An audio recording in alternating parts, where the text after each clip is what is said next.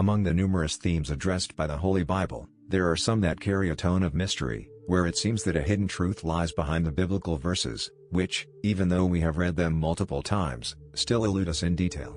The book of Genesis is certainly one of those books that generates this kind of situation, especially concerning the first chapters, where the creation of the heavens and the earth, and the creation of man and woman, are narrated. And it is precisely in the creation of the first couple that we find what is, for some, one of the greatest inconsistencies in Genesis. Due to an apparent discrepancy between what is narrated in chapter 1 and chapter 2, many have found something that seems to be a secret that both Judaism and Christianity have tried to make forgotten. We are talking about Lilith, who is said to have been Adam's first wife and was created along with him, unlike Eve, who was created only afterward. Curious? Then welcome to the Biblical Reflection channel. This will be the theme we will address in this video, and we will try, under the light of the Bible itself, to uncover whether Lilith indeed existed and if she was actually Adam's first wife and not Eve. If you like this type of content, I ask that you subscribe to the channel, activate notifications, and like the video. The story of Lilith, for those who believe she was Adam's first wife, begins in Genesis, chapter 1, verse 27, which says, "So God created man in his own image, in the image of God he created him, male and female he created them." According to this biblical narrative, it is understood that man and woman were created together, that is, on the same day, something quite different from what is said in chapter 2, where we clearly see Adam being formed first and then Eve. The question that remains then is, what happened to the woman in verse 27 of chapter 1? Why did she not remain with Adam? Why was it necessary to create another woman for the first man? According to what is reported about Lilith, the problem began when, at the moment of sexual intercourse between Adam and her, Lilith refused to lie beneath Adam, wanting an equal position with the man and not one of submission. This would be, incidentally, one of the reasons Jews wanted to make Lilith's figure fall into oblivion, as they lived in a patriarchal society where men dictated the rules, and women simply had to subordinate themselves to them. Therefore, the idea that the first woman would have rebelled against the man would cause some embarrassment. According to the accounts about her, after refusing to lie beneath the man, she flew away. And even though Adam prayed to God for angels to bring her back, she refused to return. For this reason, Lilith was punished to suffer 100 abortions a day, becoming seen as a kind of demon.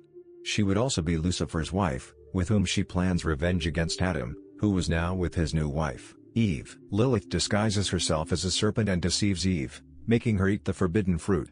Depending on the biblical version, we can find the name Lilith textually in the book of the prophet Isaiah, chapter 34, but as new versions of the Bible emerged, the name Lilith in this text was replaced by owl, the nocturnal animal.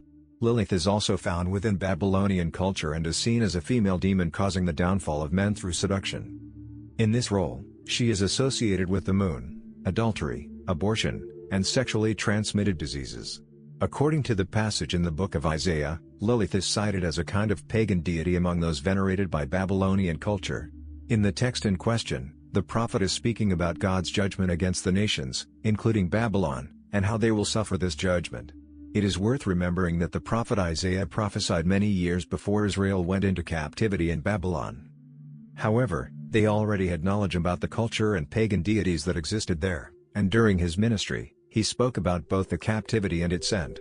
When Lilith is mentioned, or owl, or nocturnal animal, depending on the biblical version, she is merely representing these nations and their pagan beliefs, which, regardless of what they were, would suffer the consequences of divine judgment.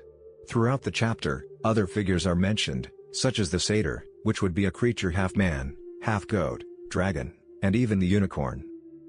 They are merely figures representing these pagan cultures, and if they were to be seen as literal characters in the biblical text, not only would Lilith exist, but so would all these other exotic beings mentioned, which is clearly not the case.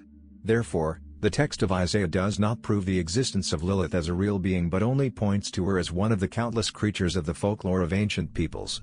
So, the only question that remains, so to speak, would be the woman of Genesis, chapter 1, who would be Lilith, and the one in chapter 2, who would be Eve. In fact, there is another text in the Bible that could support this potential contradiction. The passage is in the first letter of Paul to Timothy, chapter 2, verse 13, which says, "For Adam was formed first, then Eve." For those who love conspiracy theories, who read the Bible only looking for an alibi to justify their prejudices and not to truly understand what the Word says, They see in this text proof that Lilith really existed and that Eve would have been Adam's second wife, created after him.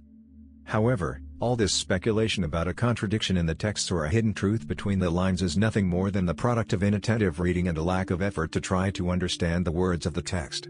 The truth is that, yes, Adam was formed first and then Eve. But this does not mean that in chapter 1 of the book of Genesis, the woman mentioned there is not Eve. There are two verbs here that, although synonymous, have differences that, when understood, shed light on the matter. In chapter 1, the verb used is create, which basically means to bring something into existence from nothing, something that only God is capable of doing. In chapter 2 of Genesis and chapter 2 of the first letter of Paul to Timothy, the verb used is form, which would mean to create from something that already exists. Thus, in chapter 1 of Genesis, God created man and woman. And in chapter 2, God formed them.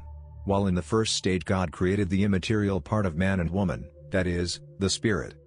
In chapter 2, God creates their material part, that is, the body. So, God created the spirit of both together, but their bodies, the Lord formed separately. First the man from the dust of the earth and then the woman from the rib. Thus, there is no contradiction or theory trying to hide the biblical mystery about another wife of Adam. What happens is that, unfortunately, many prefer to reject the biblical truth for finding it too simple or common, and they venture into theories and conspiracies thinking they are delving into the truth, when what they are doing is the exact opposite.